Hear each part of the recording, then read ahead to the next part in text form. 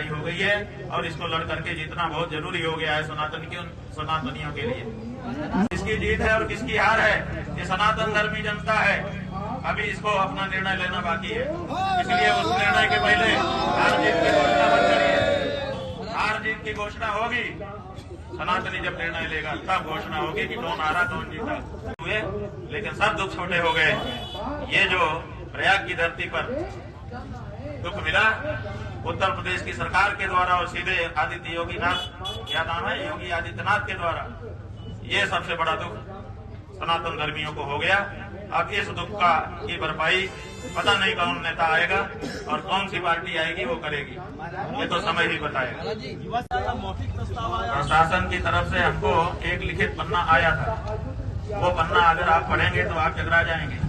उसमें बहुत सारा उपदेश था, तो हमने कहा भाई ये उपदेशक प्रशासन उपदेशक का बन गया, तो उन्होंने उसके बारे में कुछ नहीं कहा। जो प्रस्ताव हमारे पास आया था, जिसकी जिक्र हमने अभी किया, वो मौखिक आया था। लेकिन भगवान जी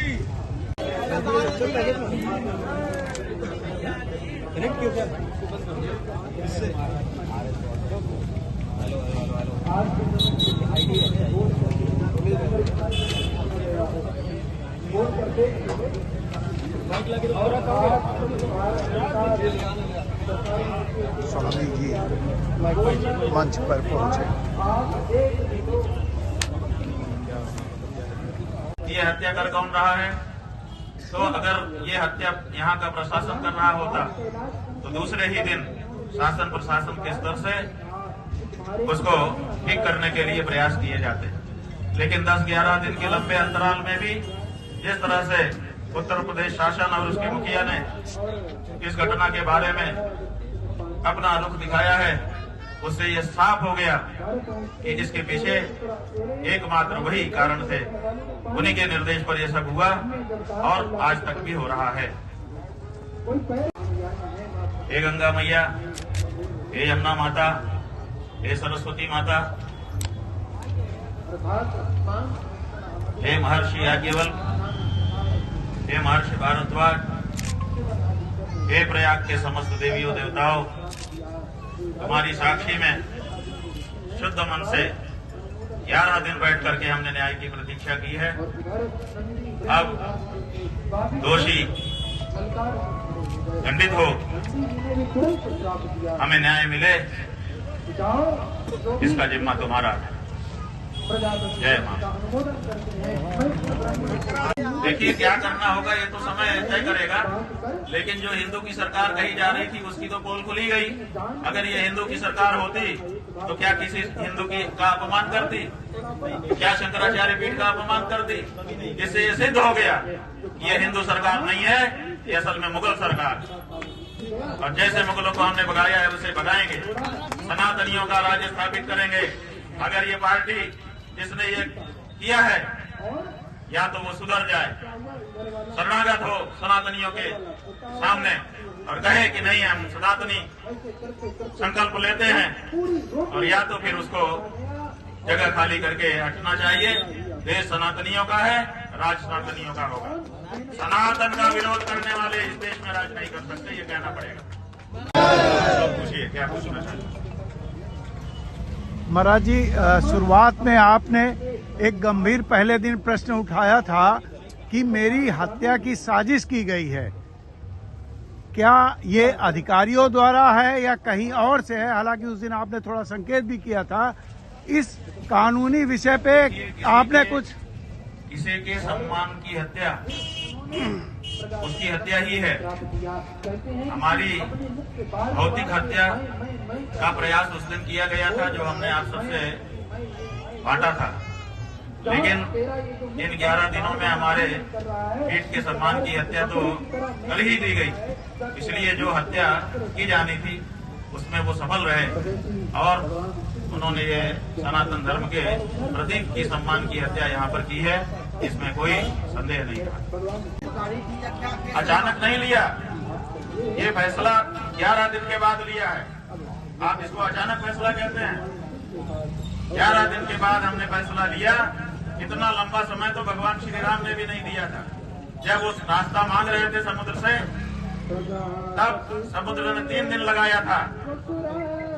3 दिन के बाद भगवान श्री राम ने भी कहा था, सकोप कर लिया था, तो कहा था कि लक्ष्मण मान ले आवो, विनय न मान तो जल्दी जड़ गई 3 दिन बीत, बोले राम सकोप तब भय उत्पन्न हो न पे।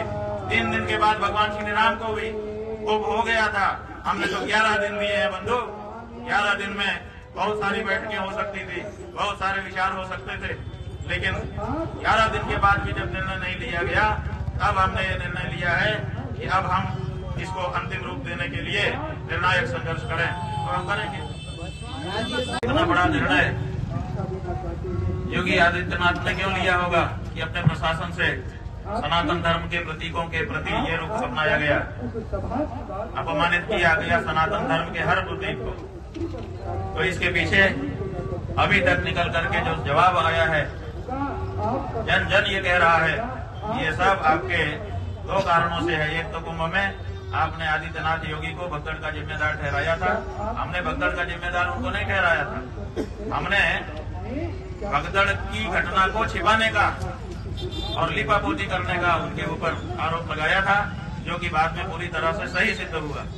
और दूसरा, गौ माता की रक्षा की जो आवाज हम उठा रहे हैं, वो भारतीय जनता पार्टी की शासित सरकारें करना नहीं चाहती हैं, और इसीलिए गौ माता की रक्षा के लिए जो आवाज उठे उसको चुप कराने के क्रम में ये सब हमारे साथ किया गया है।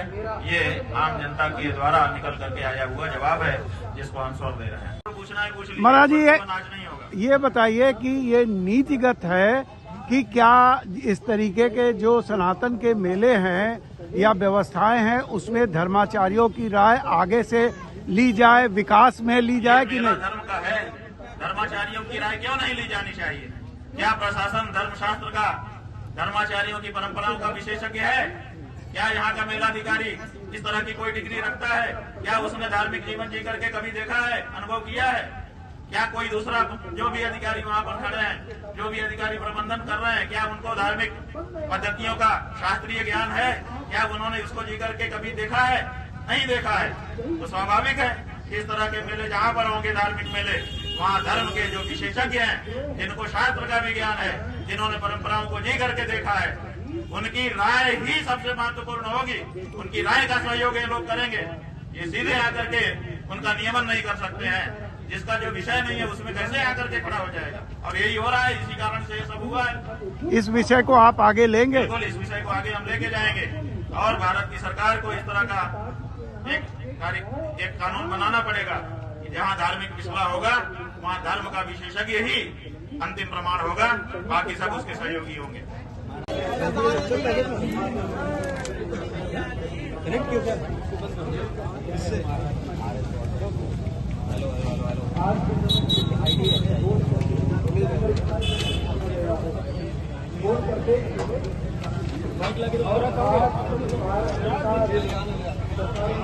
स्वामी जी मंच पर पहुंचे। किसकी जीत है और किसकी हार है, ये सनातन धर्मी जनता है। अभी इसको अपना निर्णय लेना बाकी है, इसलिए उस निर्णय के पहले हार जीत की घोषणा मत करिए। हार जीत की घोषणा होगी, सनातनी जब निर्णय लेगा तब घोषणा होगी कि कौन हारा कौन जीता। किसकी जीत है और किसकी हार है, ये सनातन धर्मी जनता है। अभी इसको अपना निर्णय लेना बाकी है, इसलिए उस निर्णय के पहले हार जीत की घोषणा मत करिए। हार जीत की घोषणा होगी, सनातनी जब निर्णय लेगा तब घोषणा होगी कि कौन हारा कौन जीता। किसकी जीत है और किसकी हार है, ये सनातन धर्मी जनता है। अभी इसको अपना निर्णय लेना बाकी है, इसलिए उस निर्णय के पहले हार जीत की घोषणा मत करिए। हार जीत की घोषणा होगी, सनातनी जब निर्णय लेगा तब घोषणा होगी कि कौन हारा कौन जीता। प्रशासन की तरफ से हमको एक लिखित पन्ना आया था। वो पन्ना अगर आप पढ़ेंगे तो आप टकरा जाएंगे। उसमें बहुत सारा उपदेश था। तो हमने कहा भाई ये उपदेशक, प्रशासन उपदेशक का बन गया। तो उन्होंने उसके बारे में कुछ नहीं कहा। जो प्रस्ताव हमारे पास आया था, जिसके जिक्र हमने अभी किया, वो मौखिक आया था। लेकिन भगवान जी वाले हमने कहा था हम निर्णय करेंगे, हमने किया। इसमें दूसरा कोई क्या बता सकता है? प्रशासन और सरकार ने जो प्रस्ताव भेजा, आप बताइए, वो हमको सुविधा दे रहे हैं। क्या आपको हम पालकी में ले जाके ना लाएंगे? क्यों लाओगे? जब हम पालकी में तुम्हारी तरफ से जाना गलत था तो क्यों ले जाओगे? और दूसरे हम आगे के लिए चारों शंकराचार्यों की एसओपी बनाते हैं। तो जब तुम ये बना सकते थे तो तुमने पहले क्यों नहीं किया? और जो मारपीट किया है, जो अपमान किया है, उसके बारे में एक शब्द नहीं। इसका मतलब कि मारपीट करवा के बच्चों का हम माहौल बनाएं और अपने सुविधा ले लें। ये हमारी अंतरात्मा पर कितनी बड़ी चोट वो पहुंचा रहे हैं अपने प्रस्ताव से। क्या इस प्रस्ताव को कोई भी चेतनावान व्यक्ति स्वीकार कर सकता था? इसीलिए हमको लगा कि अब देर नहीं करना चाहिए, तत्काल यहाँ से निकलना चाहिए, क्योंकि ये लोग हमको लोभ लालच दे करके हमारी जो टेक है, जो हमारे मन में पीड़ा है कि सनातन धर्मियों को मारा पीटा गया, उससे विरत करना चाहते हैं। ये अभी भी उसी टैक्टिस पर है कि आपको हम ये सुविधा देते हैं, ये सुविधा देते हैं, आपका ये सम्मान करेंगे, आप मान जाइए। अरे जो आपने पाप किया है उसका क्या होगा? तो इसीलिए हमने कहा था कि हम एक दिन पहले बताएंगे। बिल्कुल आप इस दृष्टि से अगर कह रहे हैं तो ठीक है, लेकिन हमको लगा कि अब यहाँ पर रहना ठीक नहीं है। इनकी नीयत अभी भी पछतावे की नहीं है, इनकी नीयत अभी भी अपने अपराध को स्वीकार करने की नहीं है। अभी भी ये अपनी अकड़ में ही रहना चाहते हैं, केवल सरकारी रेवड़ी बांट करके ये हमको अपने जाल में फंसाना चाहते हैं। और इसीलिए हमने निर्णय लिया कि अब हम यहाँ से निकल जाएं। इसलिए आए थे स्नान के लिए, शिविर से निकले थे स्नान के लिए, और अगर बिना स्नान किए जा रहे हैं तो जहाँ तक सम्मान अपमान का प्रश्न है वो तो एक तरफ छोड़ दो। किसी सन्यासी का क्या कोई मान करेगा, क्या कोई अपमान करेगा? सन्यासी शव की तरह से होता है, उसको क्या मान और क्या अपमान। कोई आकर के उसके ऊपर रेशमी शाल उड़ा दे तो प्रसन्न नहीं होता, कोई आकर के वो शाल उठा ले तो वो अप्रसन्न नहीं होता। सन्यासी के लिए मान अपमान बराबर है, लेकिन सवाल मान अपमान से ऊंचा उठ करके न्याय अन्याय तक पहुंच गया है। क्या किसी सनातन धर्मी को गंगा यमुना के पवित्र संगम में स्नान करने से रोका जा सकता है? क्या ये संवैधानिक है? क्या यहाँ पर जो छोटे छोटे बच्चे थे, जो अपने वेद शास्त्र का अध्ययन करने के लिए घर से निकले हुए थे, जो यहाँ पर आकर के कुंभ जैसे पर्व को समझना चाहते थे कि ये कैसा होता है पर्व, यहाँ क्या क्या होता है, यहाँ आकर के अपने हिंदू धर्म की विशालता का अनुभव करने के लिए पहुंचे थे। यहाँ पर जो दंडी स्वामी आए थे, यहाँ पर जो हमारी साध्वियां आई थी, यहाँ पर जो हमारे बुजुर्ग आए थे, उन सब का जो अपमान किया गया और उनको स्नान से वंचित किया गया। अब यहाँ पर न्याय और अन्याय की लड़ाई है, संविधान और धर्मशास्त्र की लड़ाई है। और भारत जैसे देश में जहाँ बहुसंख्यक सनातनी रहता है, उसी देश में जिसमें वो सर्वाधिक संख्या में हो, उसी देश में उसका और उसके प्रतीकों का अपमान करने की लड़ाई है। इसलिए क्या करेंगे, क्या रणनीति? इसकी तो हमको बैठ करके रणनीति बनानी होगी। अभी तक तो हमने कोई रणनीति बनाई नहीं, हमने सोचा ही नहीं, क्योंकि हमारा ये विश्वास था कि लंबा समय मिल गया है, सरकारें इस पे चिंतन मनन करेगी, उत्तर प्रदेश की सरकार भी करेगी, और उत्तर प्रदेश की सरकार जिस पार्टी की है उसी पार्टी की सरकार केंद्र सरकार भी है, वे भी इस पर चिंतन मनन करेंगे, क्योंकि केवल ये उत्तर प्रदेश का मसला नहीं है, ये विश्व में जहाँ पर भी सनातनी हिंदू विद्यमान है उन सबका मसला है। जरूर इस पे विचार होगा। इसलिए हम भरोसा करके, आशा करके बैठे हुए थे, लेकिन आज 11 दिन के बाद वो आशा हमारी टूटी है। और इसीलिए अब इस बारे में हम जो हमारे सहयोगी लोग हैं, चिंतक लोग हैं, उनको बुलाएंगे और बुला करके उनके साथ बैठेंगे और एक रणनीति बनाएंगे और उसकी घोषणा आपके माध्यम से करेंगे। और उसका क्रियान्वयन करते हुए सनातन धर्म के मान्य प्रतीकों की रक्षा के लिए जो भी करना होगा वो सब करने के लिए हम आगे बढ़ेंगे, क्योंकि सनातनी असहाय हो रहा है। हिंदू हिंदू की बात तो कही जा रही है, लेकिन असली हिंदू जो सनातन धर्म को मानने वाला है, जो वेद शास्त्र को मानने वाला है, जो नदियों में स्नान को पुण्य मानता है, जो भगवान के प्रति भरोसा रखता है, ऐसे जो हमारे सनातन धर्मियों हैं उनकी सुध लेने वाला कोई नहीं है। जहाँ देखो धड़ल्ले से मंदिर तोड़े जा रहे हैं, जहाँ देखो वहीं पर संतों का अपमान किया जा रहा है, जहाँ देखो वहीं पर सरकार चढ़ाई कर रही है। वृंदावन में देखिए, हमारे मंदिर में जहाँ पर एक परंपरा स्थापित है, जहाँ पर परंपरा से भगवान की पूजा अर्चना होती है, वहाँ के गोस्वामियों को मारपीट करके, बदनाम करके, धक्का मार करके, पुलिस को आगे करके उस मंदिर को अपने कब्जे में लेने के लिए सरकारें प्रयास कर रही हैं। सरकारें जब धर्म निरपेक्ष हैं तो धार्मिक परिसरों में उनका क्या काम है? ये सब जो चीजें हो रही हैं, इनका प्रतिकार तो सनातनियों की ओर से किसी न किसी को करना होगा। हमने ये निश्चय किया है कि सनातनियों को न्याय दिलाने के लिए हम आगे आएंगे और जो भी करना होगा वो सब करेंगे, लेकिन इसकी योजना बनाने के बाद सत्य की गूंज और उन अनुत्तरित प्रश्नों को छोड़कर जा रहे हैं। प्रयाग की इस हवा में तो विद्यमान रहेंगे ही, लेकिन पूरे विश्व में वायुमंडल में विद्यमान रहेंगे और उत्तर की प्रतीक्षा करेंगे। जो कुछ कहना था सब कहा जा चुका है। एक बात आपको बतानी है कि कल सायंकाल और आज प्रातःकाल प्रशासन की ओर से ब्रह्मचारी श्री धरानंद जी के माध्यम से अखिल भारतीय धर्म संघ के श्रीमान जगजीतन पांडे जी की ओर से और हमारे मुख्य कार्याधिकारी श्रीमान चंद्र प्रकाश उपाध्याय जी के माध्यम से एक पत्र, एक प्रस्ताव प्रशासन की ओर से हमारे पास भेजा गया था, जिसमें ये कहा गया था कि हम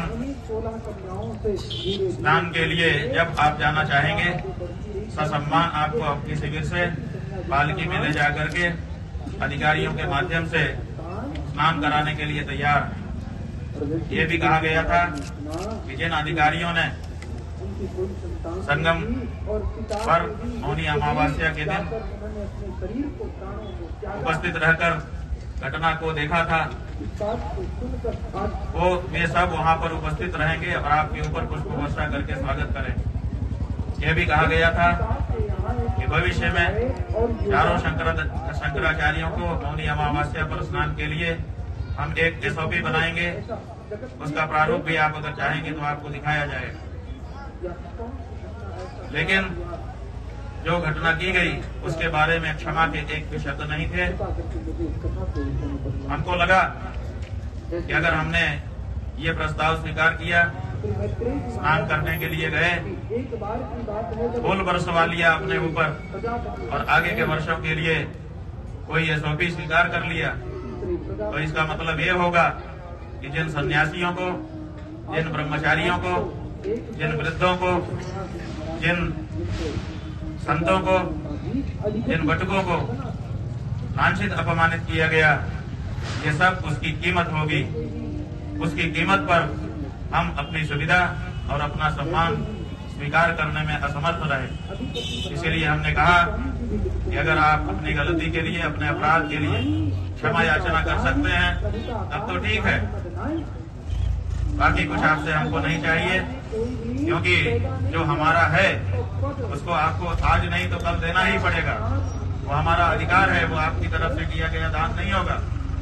लेकिन जो असली मुद्दा है, जिसके लिए 10 दिन तक शांति के साथ हम यहाँ पर फुटपाथ पर बैठे रहे, आपको लंबा समय हमने प्रदान किया कि आप ठंडे मन से, मस्तिष्क से विचार करो और विचार करके जो अन्याय हुआ है उसके लिए आगे आकर के या तो दंड भोगो या तो क्षमा याचना करो। लेकिन 10-11 दिन बीत जाने के बाद भी आज जब हमारे जाने का हमने निर्णय किया, तब इस तरह का प्रस्ताव हमारे पास आया।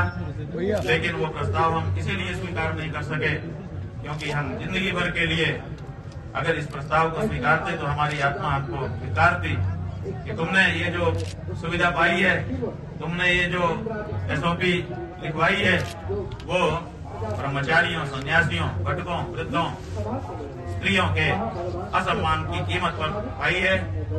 इसको कभी भी हमारा हृदय स्वीकार नहीं कर सकता था। इसलिए हमने प्रस्ताव को ठुकरा दिया है और हम भारी मन से यहाँ के लिए जा रहे हैं। आप जो पूछेंगे हम सब का प्रश्न उत्तर करेंगे, लेकिन मन बोझिल है, इसलिए हम चाहेंगे कि आपके प्रश्नों और इस वक्तव्य के बीच में कम से कम कुछ क्षण का एक मौन हमारे बीच में है, जो साक्षी रहेगा कि जो मुगलों के समय नहीं हुआ वो तथाकथित हिंदू सरकारों के समय में हुआ है। और ये बात हर सनातनी के हृदय को विचार के लिए उत्तेजित करेगी और इस पर विचार करने का असर आएगा। एक तरफ देश के गृह मंत्री कल गांधीनगर में थे, उन्होंने वहां पर कहा कि संतों का अपमान करने वाली और सनातनियों की सुध न लेने वाली सरकारें कभी भी स्थायी नहीं रह सकती हैं। एक तरफ इतना बड़ा ज्ञान उनके द्वारा उच्चारित किया जा रहा है और दूसरी तरफ सनातन धर्म के सबसे बड़े प्रतीक शंकराचार्य, सबसे बड़े प्रतीक बटुक, सबसे बड़ी प्रतीक सन्यासी, सबसे बड़े प्रतीक ब्रह्मचारी, जिन्होंने सनातन को अपने कंधों पर ढोने के लिए अपना जीवन समर्पित कर दिया है, ऐसी साधवियां, ऐसे वृद्ध साहब का अपमान यहाँ पर हो रहा है और उसके बाद भी इतना बड़ा उपदेश गृह मंत्री जी के श्रीमुख से निकल रहा है। तो ये जो दोहरा चरित्र है, कहने में कुछ और करने में कुछ, ये अब देश के सामने साफ होना चाहिए और उसको साफ करने के लिए हम कार्य करेंगे, सर्व सनातनी तक संदेश भेजेंगे और ये स्पष्ट होना होगा कि सनातन का नाम लेकर के सनातन के विरोधी सत्ता में न रह सके। बंधुओं, इतना कहकर के हम थोड़ी देर चुप रहेंगे। जब थोड़ा सा हमको साहस होगा तो आप जो प्रश्न करेंगे हम एक एक करके उसका उत्तर जरूर देंगे।